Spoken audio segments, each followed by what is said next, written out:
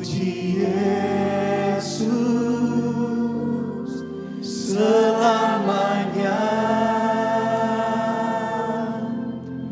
Aku bernyanyi bahagia, memuji Yesus selamanya. Mari sekali lagi kita katakan bersama-sama. Aku bernyanyi bahagia, memuji Yesus selamanya. Aku bernyanyi bahagia, memuji Yesus selamanya. Hari berapa saat kita bersyukur sebab Tuhan kita baik. Dia ajaib bagi kita saudara. Dia layak dipuji, dia layak disembah. Dia senantiasa bersama-sama dengan kita. Dan kita tahu dia ada bersama-sama dengan kita di tempat ini. Terima kasih Tuhan, terima kasih Bapa. Syaradaya manaya manaya manaya. Terima kasih Yesus. Kau Allah yang dahsyat, Kau Allah yang besar, Kau Allah yang layak disembah, Kau layak ditinggikan Bapa. Syaradaya manaya manaya manaya manaya manaya manaya. Syaradaya manaya manaya manaya manaya manaya manaya manaya manaya manaya. Layak Engkau disembah Tuhan, layak Engkau ditinggikan, layak Yesus disembah. Haleluya, haleluya. Syaradaya manaya manaya manaya manaya manaya manaya. Mari berapa saat terus nikmati hadirat Tuhan. Syakaradaya manaya manaya manaya manaya manaya manaya. Syaradaya manaya manaya manaya.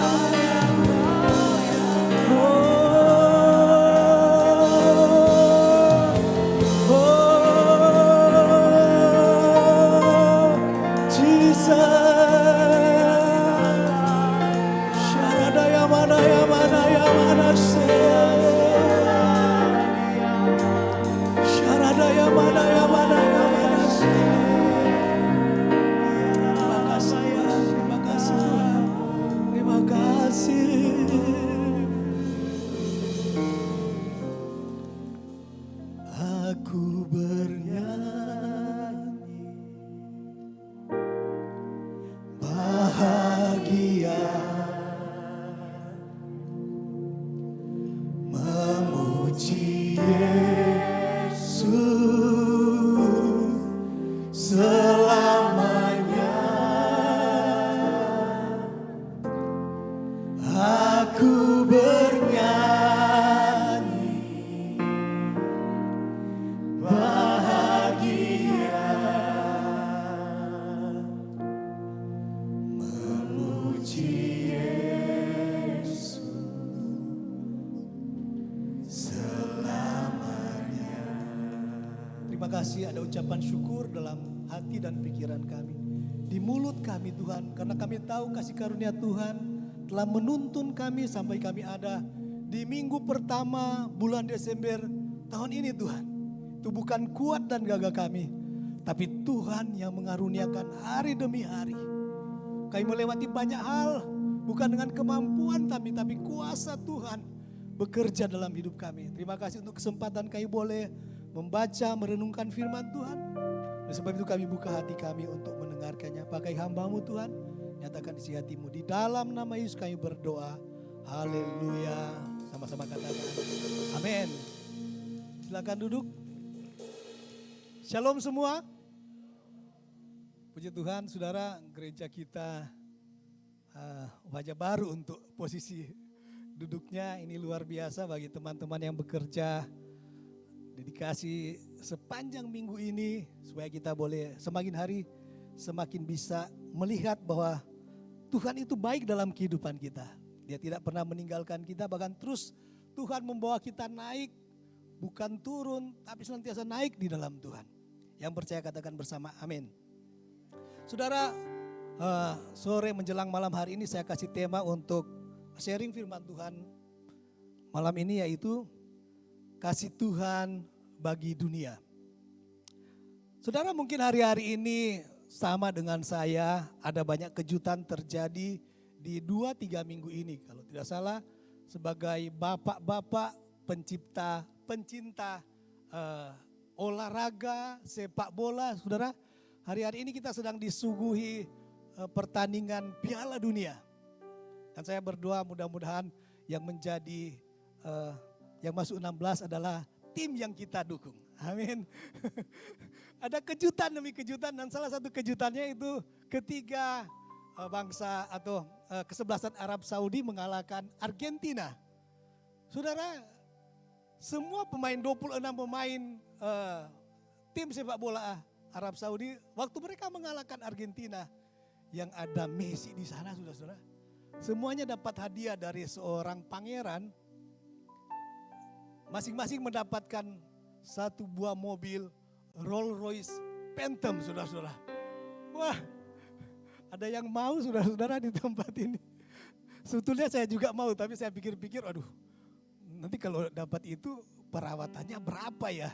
Bensinnya berapa? Nanti tidak cukup cuma parkir di rumah tapi tidak jalan-jalan, saudara-saudara. Dan itu luar biasa karena kalau tidak salah harganya itu 13M. Waduh, 13M itu luar biasa.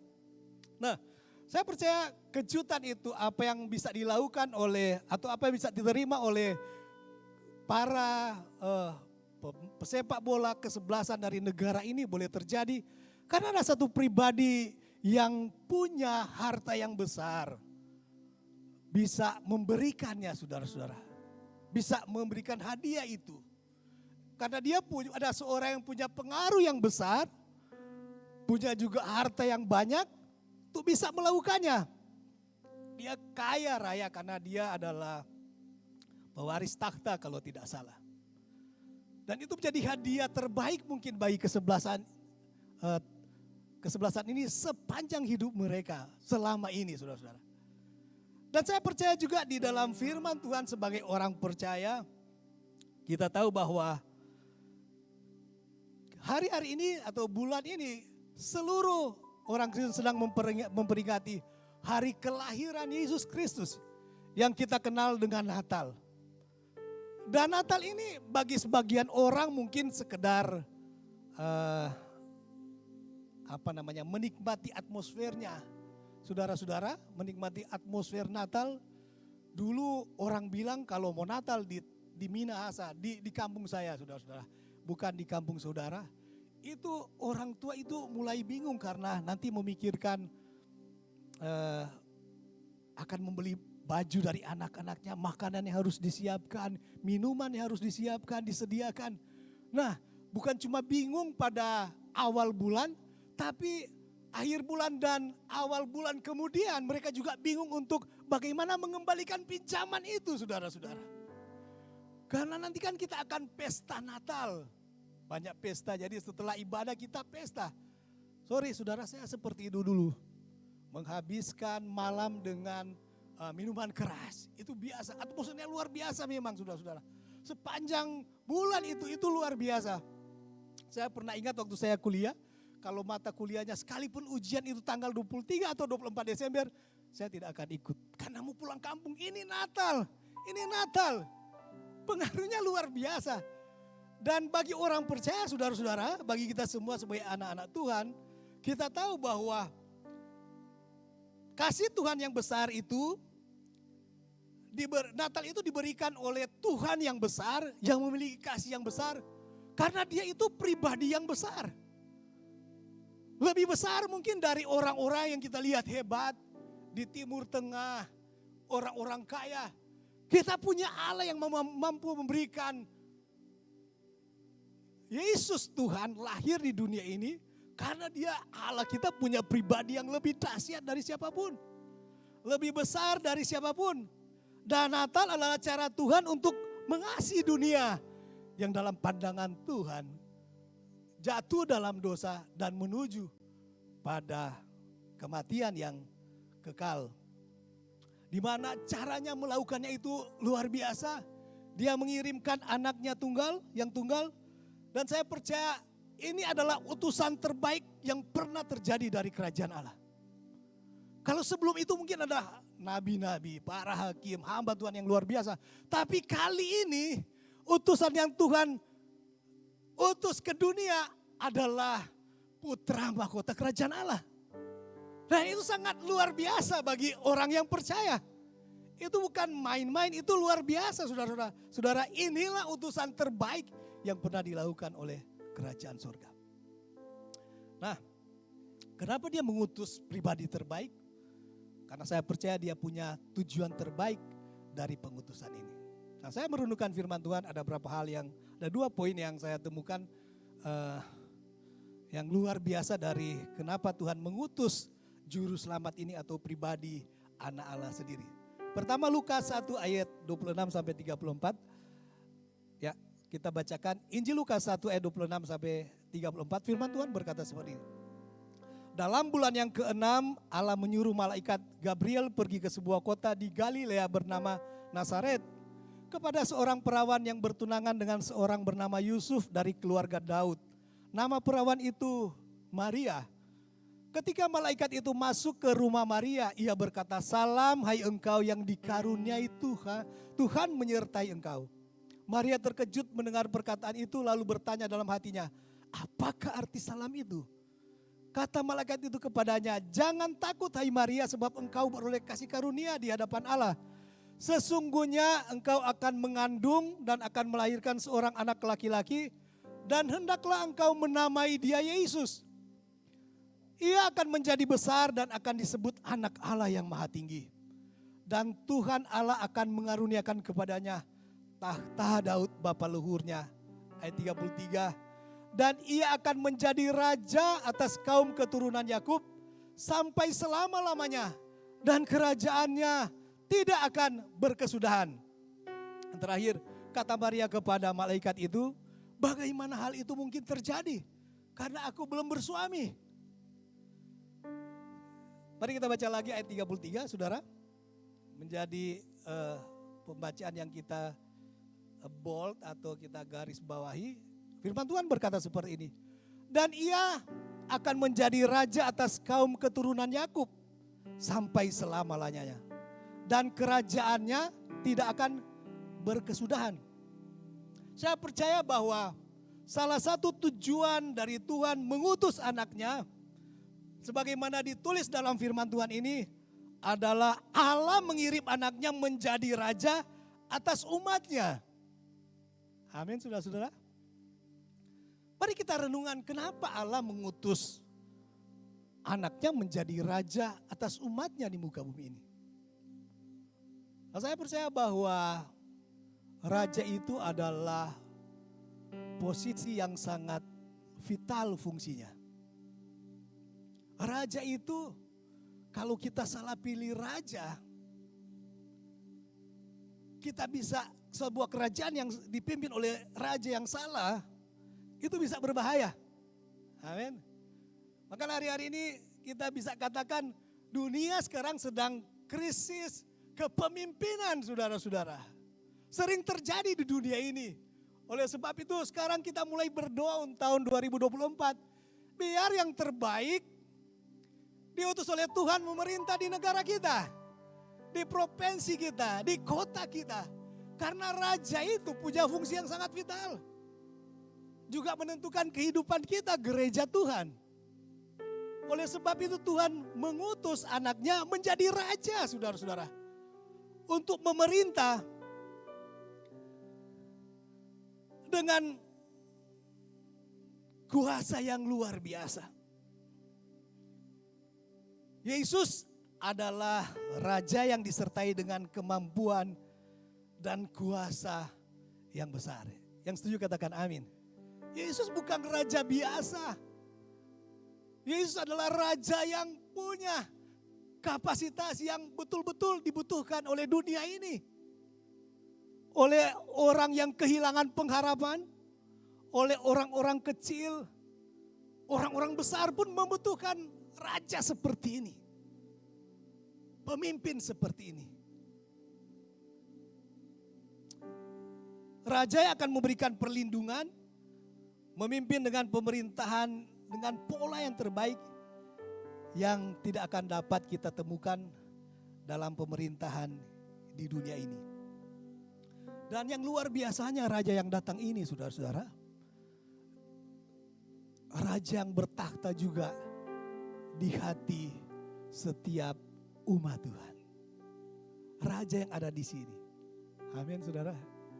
Oleh sebab itu, siapapun di antara kita, siapapun orang Kristen itu, saudara-saudara, mungkin KTP-nya Kristen, keturunan Kristen, opaknya Kristen, kakek buyutnya Kristen, anak dari kakek buyutnya Kristen, kakeknya Kristen, bapaknya Kristen, atau siapapun dia.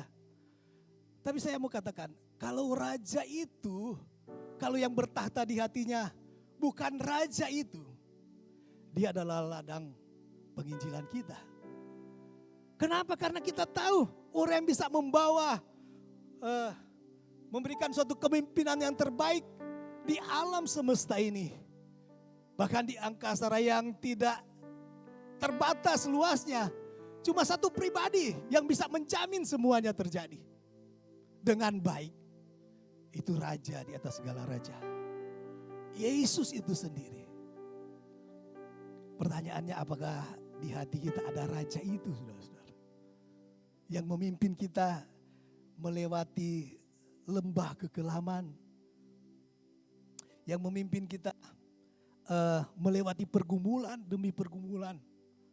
Memang banyak hamba Tuhan berkata mengikut Tuhan itu ngeri-ngeri enak, saudara-saudara.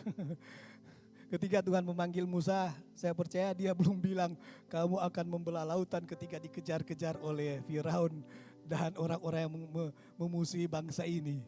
Dan waktu itu Musa mungkin bingung berteriak, bagaimana caranya saya melewati danau ini sementara musuh saya ada di belakang untuk menghancurkan mereka. Tapi Tuhan cuma bilang, angkat tongkatmu saudara-saudara, dan lautan bisa terbelah. Tetapi bagi orang yang tidak terbiasa berjalan bersama dengan Tuhan, itu memang betul-betul mengerikan. Tapi orang seperti Musa yang dipimpin oleh Tuhan, akhirnya dia menyadari bahwa kepemimpinan Tuhan itu yang paling terbaik dalam hidup kita. Amin. Ada yang pernah merasakannya, saudara-saudara? Saya beberapa kali merasakannya, bagaimana divonis dokter, game over, saudara-saudara. Dan harus sembuh cukup dengan mujizat, saudara-saudara. Kenapa dengan mujizat? Karena tidak punya uang untuk bayar rumah sakitnya, saudara-saudara. Dan itu bukan melemahkan, tapi setelah kita mengalami kesembuhan, itu semakin menguatkan kita untuk dekat dengan Tuhan. Musa ketika dia bisa membelah lautan, dia bisa melihat ternyata Allahku itu betul-betul raja yang dahsyat.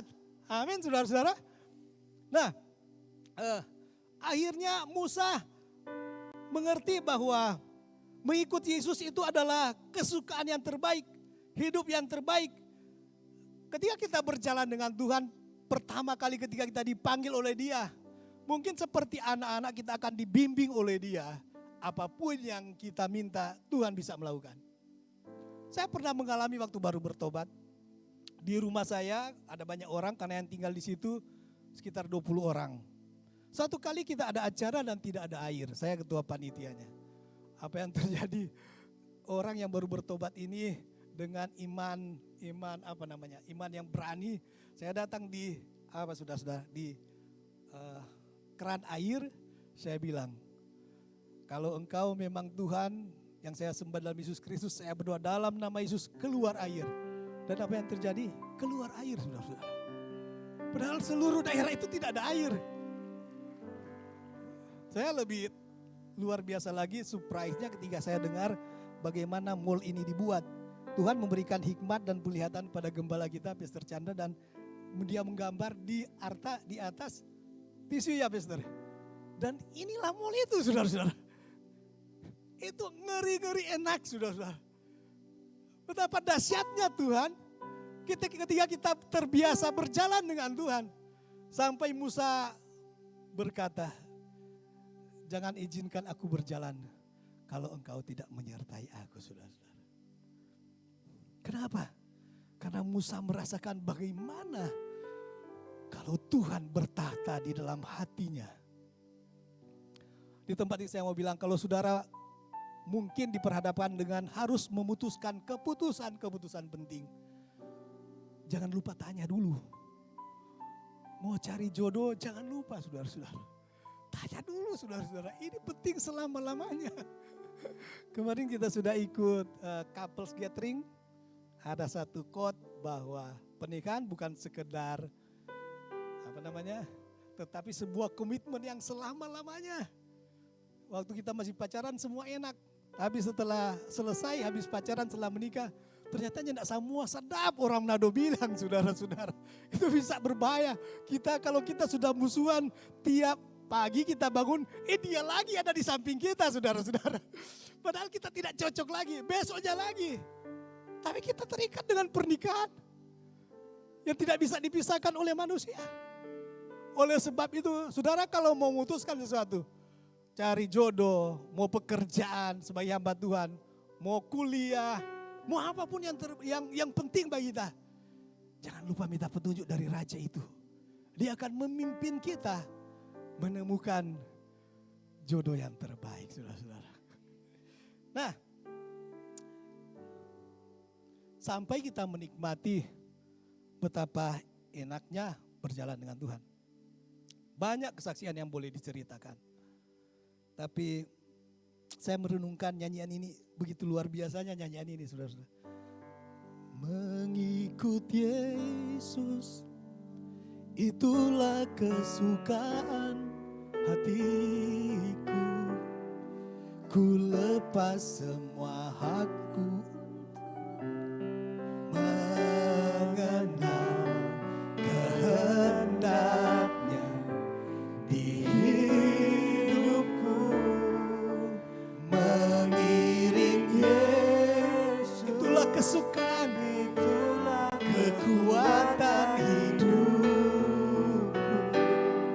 Ku yakin anugerahnya mampu jadikanku hamba yang berkenan selalu. Kalau Raja itu memimpin kita, maka semua janji Tuhan dalam kebenaran firman Tuhan itu pasti digenapi bagi kita, saudara. Oleh sebab itu begitu pentingnya Natal dengan tujuan Tuhan mengirim anaknya menjadi Raja bagi gerejanya, kerajaan surga, bahkan bagi kita semua. Hal kedua, saudara-saudara, Lukas 2 ayat 8-14. Ada satu tujuan yang besar yang Tuhan kerjakan ketika Natal itu terjadi, yaitu ayat 8 Lukas 2 berkata seperti ini. Di daerah itu ada gembala-gembala yang tinggal di padang menjaga kawanan ternak mereka pada waktu malam. Tiba-tiba berdirilah seorang malaikat Tuhan di dekat mereka dan kemuliaan Tuhan bersinar meliputi mereka. Dan mereka sangat ketakutan. Lalu kata malaikat itu kepada mereka, jangan takut, sebab sesungguhnya aku memberitakan kepadamu kesukaan besar untuk seluruh bangsa. Hari ini telah lahir bagimu juru selamat, yaitu Kristus Tuhan di kota Daud. Dan inilah tandanya bagimu, kamu akan menjumpai seorang bayi dibungkus dengan lampin dan terbaring di dalam palungan. Dan tiba-tiba tampaklah bersama-sama dengan malaikat itu sejumlah besar bala tentara surga yang memuji Tuhan, katanya, kemuliaan bagi Allah di tempat yang maha tinggi dan damai sejahtera di bumi di antara manusia yang berkenan kepadanya. Coba ayat yang ke-11 dan 12. Ya, ke-11 saya menggarisbawahi ayat ke-11 ini berkata seperti ini. Hari ini telah lahir bagimu juru selamat, yaitu Yesus Kristus Tuhan yaitu Kristus Tuhan di kota Daud. Nah, Natal juga adalah Tuhan mengutus seorang juru selamat. Kenapa? Karena dunia membutuhkan juru selamat. Kita kembali pada Piala Dunia tadi. Di sana selain ada kompetisi sepak bola, sudah rahasia umum terjadi perang LGBT, saudara-saudara. Ada tujuh negara kalau tidak salah, kaptennya itu berusaha keras berjuang untuk memimpin timnya dengan pakai tanda kapten yang ada di lengannya itu warna-warni. Tanda mereka menghormati LGBT. Dunia hari-hari ini sedang kabur, saudara-saudara. Mana dosa dan mana yang bukan dosa. Mana yang salah dan mana yang benar. Yang dosa kadang-kadang kita anggap itu tidak dosa. Saya percaya tidak ada dua pria yang menikah terus masuk surga. Amin. Tidak ada dua wanita menikah, dinikahkan, masuk surga. Tidak ada, saudara-saudara. Tapi dunia berusaha menerimanya. Dunia ini sementara dosa itu, kebinasaan itu seolah-olah sedang disamarkan sehingga orang bisa tiba-tiba waktu dia berpikir, Alkitab menulis ada jalan disangka orang lurus, tapi ujungnya maut, saudara-saudara. Kadang-kadang kita sedang menerima itu. Dulu saya ingat saya berbicara dengan, saya lupa tadi. Kalau Natal itu banyak teman saya. Dan saya punya 2 teman sangat baik. Mereka meninggal karena keracunan alkohol. Ada lagi yang meninggal karena saling bunuh. Nah, di gereja kita mengajarkan Kristen itu selamat, tetapi bisa kehilangan keselamatan. Bayangkan kita bunuh orang, bisakah kita, apakah itu dosa atau bukan? Dan kemudian kita meninggal karena perkelahian ini bahaya, saudara-saudara. Saya bilang tadi kepada jemaat, coba beli korek api, terus bakar tangan kita ini 5 menit saja. Saya percaya saudara tidak ada yang mau di sini. Nah, di api neraka itu panasnya ribuan kali lebih panas dan selama-lamanya. Ada yang mau ke sana? Tentu tidak mau. Oleh sebab itu dunia butuh Tuhan Bapa di surga mengutus juru selamat untuk menyelamatkan kita. Karena mungkin sebagai manusia banyak yang tidak menyadari bahwa dunia dengan segala kemegahannya, dengan segala kenikmatannya sedang mengiring kepada kebinasaan atau pada kematian kekal.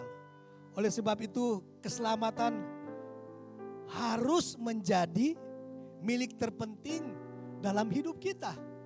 Alkitab menulis, apa gunanya kamu memiliki seluruh dunia ini kalau kamu binasa. Jadi keselamatan ini lebih besar dari ketika kita memiliki harta seluruh dunia ini. Bagi Tuhan keselamatan kita itu lebih penting dan lebih besar. Oleh sebab itu peran juru selamat sangat vital di dalam kehidupan orang percaya. Kita yang tidak mampu untuk memperoleh keselamatan dengan semua usaha kita, tetapi maut tidak berdaya menghadapi orang yang diselamatkan oleh Tuhan, saudara-saudara. Tuhan menyelamatkan seseorang. Maut tidak berdaya untuk menggiring dia pada kematian. Karena yang melakukannya adalah juru selamat. Pekerjaannya menyelamatkan. Dan itu bagian yang sangat penting. Dan Tuhan tahu itu bagian yang sangat penting harus dimiliki oleh umatnya. Orang-orang harus dia tebus. Kita yang adalah perbuatan tangan yang dia ciptakan. Kita membutuhkan ini, saudara-saudara. Oleh sebab itu Yesus datang. Natal adalah Tuhan mengirim seorang raja yang luar biasa. Dan juga mengiring seorang juru selamat. Adakah di tempat ini yang tidak yakin dengan keselamatannya, saudara-saudara? Kalau saudara belum yakin, datangi pastoral, saudara-saudara. Ada yang masih kabur dengan keselamatan. Ini penting, saudara. Karena banyak orang yang mau tidak memilih-milih. Orang tua, anak-anak, remaja, pemuda itu bisa game over, saudara.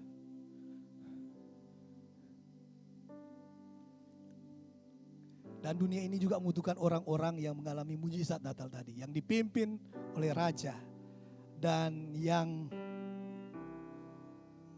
telah memastikan keselamatan di dalam Yesus Kristus. Injil Yohanes 3 ayat 16 berkata, karena begitu besar kasih Allah akan dunia ini, sehingga ia telah mengaruniakan anaknya yang tunggal, supaya barang siapa,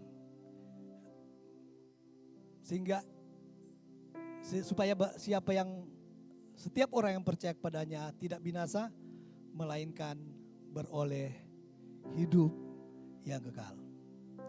Kasih Tuhan yang besar itu memang diperuntukkan bagi seluruh dunia ini. Anaknya yang tunggal diutus untuk seluruh dunia. Tapi saya percaya Alkitab menulis bahwa setiap orang percaya kepadanya tidak binasa. Yesus telah datang, Tuhan telah datang. Tapi akan menikmati janji Tuhan cuma mereka yang percaya pada karya Tuhan itu.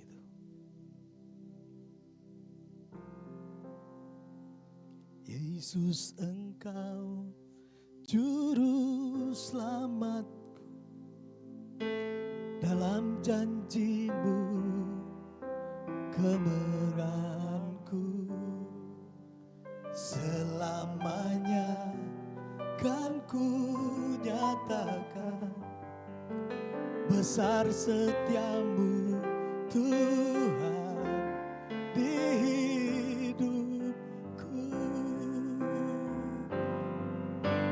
Yesus, Engkau juru selamatku, dalam janji-Mu kemenanganku, selamanya kan ku nyatakan besar setiamu Tuhan di hidupku. Jemaat Tuhan, saya ajak kita bangkit berdiri. Mungkin dalam hidup kita harus bertanya lagi, apakah Allah memerintah saya? Apakah Tuhan yang datang, Raja itu bertakhta di hati saya? Atau saya yang memerintah diri saya? Atau istri saya yang memerintah diri saya? Atau suami saya yang memerintah diri saya? Atau dunia ini sedang memerintah saya? Ambisi-ambisi kemauan kita yang tidak berkenan kepada Tuhan yang memerintah kita. Kedua, apakah engkau telah memastikan Juru Selamat itu telah memberikan keselamatan yang kekal bagimu, sehingga engkau siap untuk menuntaskan amanat agung itu.